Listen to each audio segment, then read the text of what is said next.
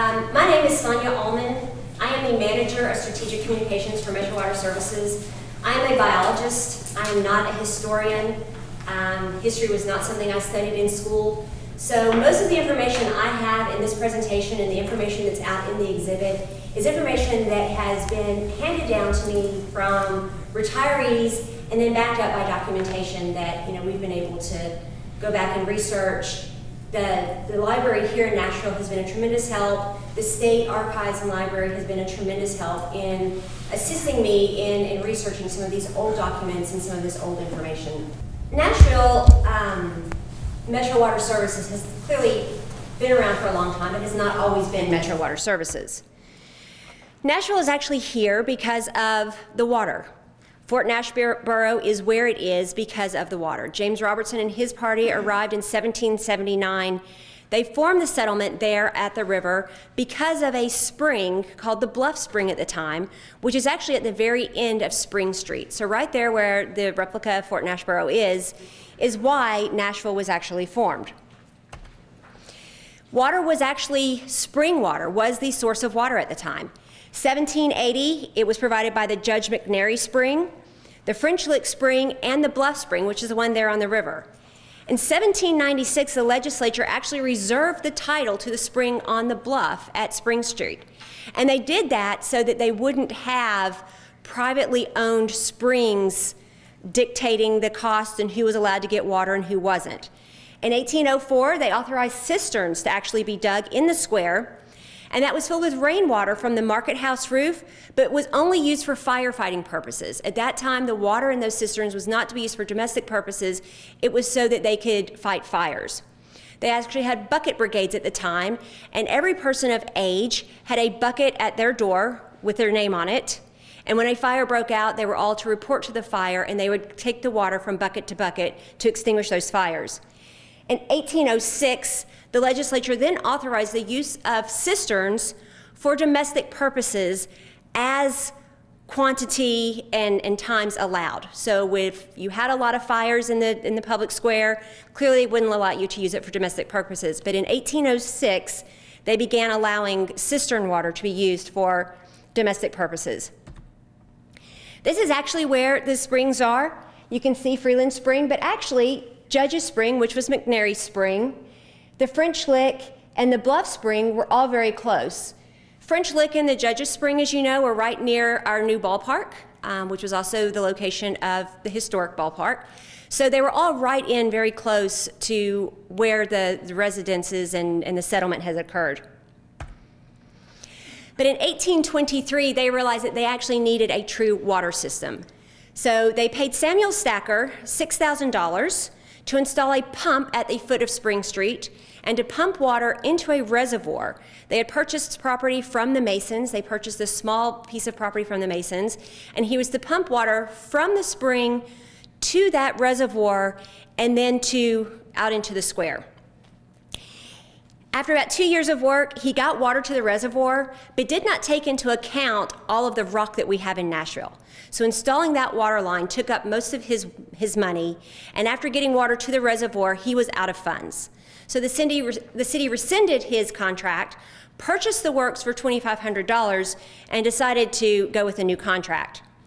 They gave the new contract to Avery and Ward, and on April 1st, 1826, Nashville had its first water system. They actually crafted pipes out of locust and cedar logs. You can see one of those logs actually in the exhibit in one of the display cases. They would bore the center out of the log. They would wrap it in a metal band to keep it from splitting, and that's what carried the water. Ironically enough, that's also where the term fire plug came from, because at the time when there was a fire that would break out, they would drill into that wooden log, pull the water out to extinguish the fire, and then they would plug the hole. So the term fire plug actually came from the early 1800s when they were using wooden water mains. That pumping station burned in 1829, and the residents once again had to start carrying water in pails to their house from the river. So in 1830, the Corporation of Nashville was given permission by the legislature to get $50,000 in bonds. This was the first debt incurred by the city, And that shows you how important a water supply was, that the city would actually go into debt for the very first time in order to have a water system. A watering committee was appointed, and in 1831, Albert Stein, who was a German engineer, he was appointed to complete the new waterworks. In 1832, there were 2,740 feet of water line. At the current time, we have over 3,000 miles of water line, to kind of show you what the system was. 1831, they purchased 4 acres of land to build a new reservoir and pumping station. That 4 acres of land was at an area that they called Blount's Speculation, and it is now the Rolling Mill Hill area, where the old General Hospital was. So they planned ahead, we're gonna build the reservoir and pumping station there. This shows a map of the city of Nashville, and you can see up here along the Cumberland River, they actually show the reservoir and the pump station. And on October 1st, 1833, the new waterworks was inaugurated. It had a reservoir on Rolling Mill Hill, it had a stream-driven pump on the lower bluff. Very similar to the previous system, all it did is pump river water to the residents. So it wasn't treated, it hadn't been tested in any way, it was just raw river water actually going to the residents. This system satisfied their needs for quite some time until the Civil War, and the site was abandoned in 1891 when we built our new plant. But at the time, when the Cumberland River had so much going on in it and we were pulling water from the river, we have reports of fish coming through the pipes as well. So residents would have what they called fish baskets, and they would install fish baskets at the end of their line before the water came into their house. I mean, clearly it wasn't running water. They would, pump it, and not like we have now, turning on the faucet and then go to their wash basins, but it would actually filter the sticks and the fish out of those pipes so that they didn't get that into their water. This shows a site of the old General Hospital site. Now, like I said, Rolling Mill Hill. This was the first location of our second water system. And then in 1866, there was a huge cholera outbreak. Over 800 people died during this time. We only had about 10,000 people living in Nashville at this time. So that's a huge number of people affected. Plans were made to purify drinking water as much as possible and build watertight sewers. And at this point, the health department was a huge partner in getting money and getting people behind a new water system and an improved water system. Another outbreak occurred in 1873 during the National Industrial Exposition, and so it was really an outcry for a better water source. So they determined that they needed an island filter. Because the water in the river was muddy, it wasn't necessarily clear, they felt like it was transporting bacteria and disease. They decided to build an island filter, and this was constructed in the upper island. They built a cage essentially out of cast iron, filled it with gravel and rock, and the water would essentially filter through that cage there at the island before it was sent to the homes. So this was actually done to clean the water. And then in 1884, a Vanderbilt professor, Olin H Landreth, he analyzed several options for water. They were still having a lot of issues with water sources and muddy water, so he analyzed several options. What's very interesting about this gentleman is he was actually the first engineering professor hired at Vanderbilt. Once Vanderbilt had a school of engineering, he was the dean of the School of Engineering. So he's a person that did some studies and said, hey, I have some suggestions on Nashville's water source. And his recommendations were to shift it from the mouth of the Browns Creek downstream of the upper city island, to locate a new pumping station 900 feet above Browns Creek, to place suction for the new pumping station in a crib at the south end of the island, to force water through a 36-inch main into a 2-compartment reservoir for settling and distributing, and to place that reservoir on Curry Hill with a minimum 6-day storage capacity, and to install a future pumping station along the Cumberland River above the Stones River confluence. And he was extremely wise, and that's pretty much exactly what Nashville did. So our third water system was actually an outgrowth of the second system.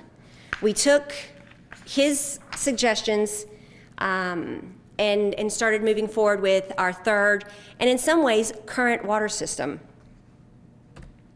So the 8th Avenue Reservoir was built. It began in 1887, it was completed in 1889, and it was constructed on Kirkpatrick Hill, which is the site of Fort Casino. That was used by the federal troops in the Civil War. It was built with cut limestone and quarried in the vicinity of what's known as currently Rose Park. This reservoir is still standing and still in use today. One thing that's quite interesting is he had said Curry Hill. Many of the people in Nashville at the time also said that they should start going to springs and get water from springs. And I think the fathers of our city were very intelligent and wise in going to the river as our source of water and determining that that would be our source of water rather than relying on springs. The reservoir is divided into 2 compartments. Each has a capacity of 25.5 million gallons, so the reservoir itself holds 51 million gallons of water.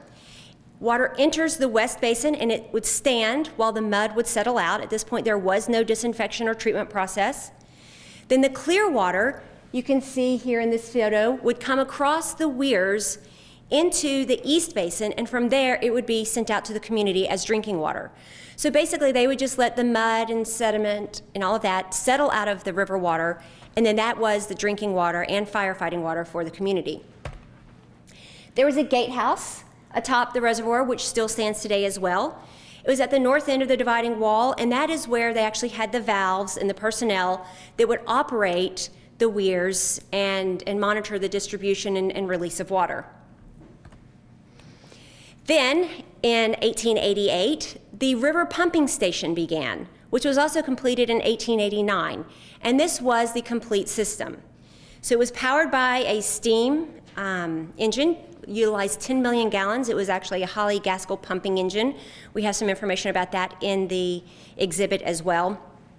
But they pulled the water from the upper filter galleries, pumped it through the river pumping station to the 8th Avenue Reservoir. In 1932, the river pumping station was renamed the George Ryer Pumping Station.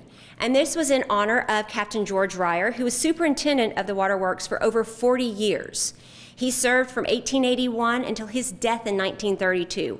And shortly after his death is when they then changed the name of the river pumping station to the George Ryer Pumping Station. At the same time, 4 miles of 36-inch cast iron main were extended from the pumping station to the reservoir, and then later on out to 8th and Broadway. Those cast iron mains were handmade. We have lots of letters written back and forth between the superintendents and the manufacturers talking about those cast iron mains, making sure that they were cast properly, they were the proper size, they were smooth inside so that it wouldn't affect water flow. And then in 1892, a 48-inch intake was built of stone right above the filtering building because of siltation. This picture actually shows part of the filter area. In the background, you can see the faded intake building. Here's another photo of it. And that intake is still standing as well. We don't use it as an intake anymore, but it is a navigational purposes. So barges use it, they know it's there, it has a light atop of it. So that is also on the historic register and it is still standing.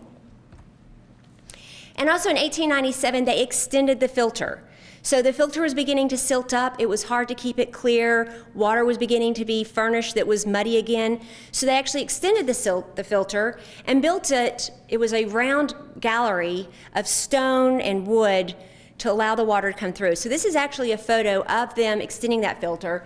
And you can see George Ryer is the guy standing there with the straw hat and his hands on his hips overseeing the work.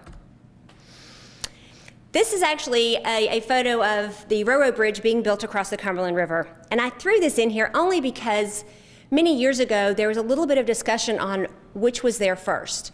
Was the railroad bridge there first or was the George Ryer filter building there first? And through doing some research, we were able to pull up this photo to show that we were clearly there before the railroad bridge was there, which was built in 1907. So that kind of settled that argument between them as they thought their railroad bridge had been built much earlier than that. In 1908, chemical treatment began of the water, but not chemical treatment as we know it today. Sulfate of alumina, alum, which we do use today, helped reduce bacteria and increase the clarity of the water. It helped everything settle by coagulating particles, bringing them together so they would settle out to the bottom of the reservoir. We use it for that same purpose now. Also, hypochlorite of lime began to be added in 1909, and that was used to disinfect the water. Now remember, our water at this point is just being pumped from the George Ryer pumping station, carried in a 36-inch main to the 8th Avenue Reservoir, and allowed to settle. So they would literally pour these chemicals into the reservoir, and then using rowboats and other mechanisms, they would try to get those chemicals circulated into the water. So that was the disinfection process and chemical treatment process at the time. In 1920, liquid chlorine replaced the hypochlorite of lime, and we still use chlorine to this day. 1910, this is a photo of the installation of water lines across the Cumberland River, taking water over to East Nashville. As you can imagine, that's quite an undertaking. These lines then actually had to be replaced years later and have even been replaced since. This is the Alice Chalmers triple expansion pumping engine. At the George Ryer pumping station, we went through multiple levels of pumps, trying to find something that could meet the demands of the city as Nashville continued to grow. This pumping engine was placed in service in 1909. It was capable of delivering 20 million gallons per day. And at the time of its installation, this unit had the greatest horsepower of any triple expansion pumping engine in service at the time. So 20 million gallons per day is what we needed to keep our city going. Now we have 2 water treatment plants, each rated at 90 million gallons. So even in 1909, with all of the growth that they had, Nashville was still a lot smaller than it clearly is now. Historic tragedies, and many people know about this. Some people even know people that lived through this and have experienced this. But on Tuesday, November 5th, 1912, about 10 a.m., a large section of the 8th Avenue Reservoir broke away. It had been leaking for quite some time, reports say. The ground under it shifted, a huge section of the wall swung out, and 51 million gallons of water were there. Fortunately, because of the divider, only 25.5 million gallons washed down towards the fairgrounds. So a lot of damage was done, not as much damage as could have been done, but we did have a lot of people that lost their homes, lost their belongings. Fortunately, no one lost their life. And in the exhibit across the hall, we actually have the ledger book where the Waterworks Department went and itemized the losses from each residence. They itemized everything from a straw broom to diamond rings, chicken coops, coal buckets. All of that was itemized and given a price. And then we have each individual sheet still showing where the city actually paid them for their losses. So a lot of loss, when you look at the numbers, it's amazing to think someone would lose their entire house and it was $2,450 for their house and all of their belongings. So it really makes you think back at the day and time back in 1912. Cost of repairing the reservoir itself was about $100,000. And then we paid about $75,000 to $100,000 in property damage to residents. Then in 1920, to try to prevent this from ever happening again, a consulting engineer was hired to design a plan to make the reservoir watertight. So they didn't want water to be able to seep. They wanted to make sure there were no leaks. And in 1921, waterproofing began of the reservoir. So they actually put a liner inside the reservoir. They completely waterproofed the reservoir. However, it was still open at the top. So at this point, birds, anything that flew over top of the reservoir, you could just look down. It was our drinking water, but it was open to the elements. We did still use coal. In 1928, contract for coal, very much like current day Metro. Everything had to be done through procurement and contracts. And at that time, we were paying $2.79 a ton for coal delivered to our pumping station. And then we built our filtration plant. 1929, the Robert L. Lawrence Jr. Filtration Plant was the first filtration plant in Nashville. It had an initial capacity of 28 million gallons per day. And now the reservoir, for the first time ever, could be used for storage of clear, filtered water. Here's a photo of the interior of the Robert L. Lawrence Filtration Plant. That is Mr. Lawrence standing there by those gauges. It's a beautiful facility on the historic register and also still in use today. We did expand it. In 1932, 6 additional filters were installed at the plant, raising the capacity to 42 million gallons per day. In 1932, somewhere between 1940, we're not really sure of the date, a new 18-inch water pipe was installed across the Cumberland River. This replaced the original one that was installed in 1910. Just a couple of years ago, we replaced it again with a 24-inch pipe. Do you know? Was it 24? A 24-inch pipe. So, we're continually upgrading, but we have infrastructure that has been in place since the late 1800s that we are still using, upgrading, maintaining.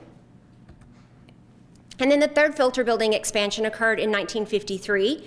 We added grit chambers, aerators, mixing basins, 2 additional clarifiers. We increased again in 63, and that increased the capacity to 71 million gallons a day. And then in 1998, the capacity was increased to 90 million gallons a day, which is where it is today. Not until 1953 did the George Ryer pumping station convert to electricity. Up until then, it was coal-fired steam boilers. We were still hauling coal, using that coal to operate the entire plant. In 1953, they did a big modernization. The electric motors were actually delivered by railroad on the same tracks that the coal had been delivered in the 1920s, and they replaced all of the pumps. Here's the pictures of them replacing those pumps to remove those steam boilers and turbines and convert to electric power equipment. And in 1953, we began fluoridating water. Nashville was the second city in Nashville, following Milan, to fluoridate drinking water for dental health. We still fluoridate today. We feel it's very important that we can help dental health with just a small amount of fluoride being added. We do have naturally occurring fluoride in our water, so this is something that we have done since 1953 and again continue even today. Here's a photo of the pumping station completely finished. And fire protection has always been and remains a big deal. The original purpose, as we said before, for water systems and the cisterns was not for domestic or for drinking water, it was for firefighting purposes. And even today, the drinking water system provides water for firefighting purposes. So it's always been an important part. For many, many years, we didn't really talk so much about drinking water and the safety of your drinking water and the health of your drinking water. We really talked more about fire protection and the fact that we had hydrants and we were able to protect the city. So it's always been and continues to be a very large part of a drinking water system. And in 1963, when with the formation of Metro government, the suburbs received their first fire hydrant. Before then, fire hydrants were only in the inner city. They had no fire hydrants out in the suburbs. But with the formation of Metro, water lines were extended, fire hydrants were extended out into the suburbs. So that was a huge benefit of becoming a metropolitan government. And not until 1974 did they cover the 8th Avenue Reservoir. So they installed a cover on it. It is, of course, still covered today. But they installed a floating cover to protect that water that was in the reservoir that had gone through the filter building and was being stored there from the elements and birds and anything else that you could imagine. Then our second water treatment plant began in 1974. They began a treatment plant at the confluence of the Cumberland River and the Stones River. As you recall, exactly where the professor recommended many, many years before that one be placed. So it was put in service in 1977 with a capacity of 60 million gallons per day.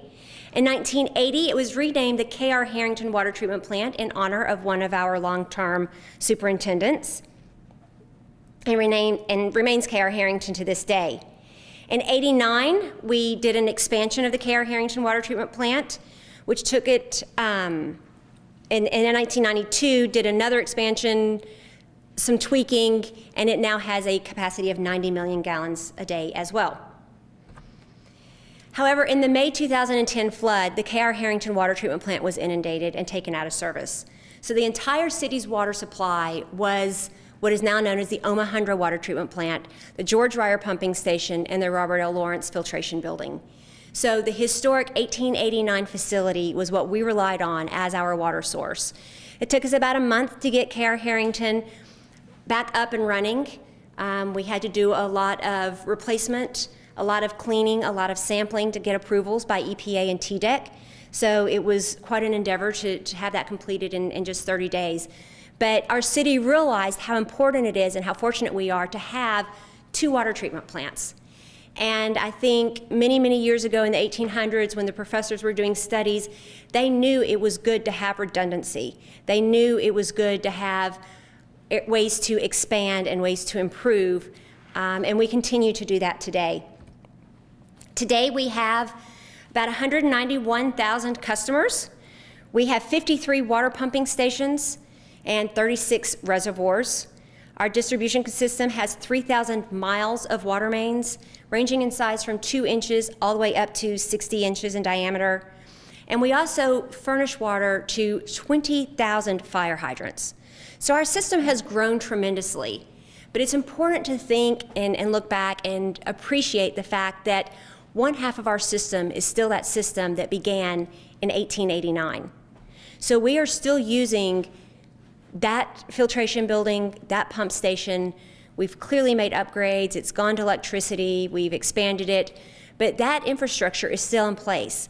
And the essential treatment process is still the same. Clearly, with EPA regulations and TDEC regulations, a lot of changes have been made. We are very strictly regulated. We are more highly regulated than bottled water distributors.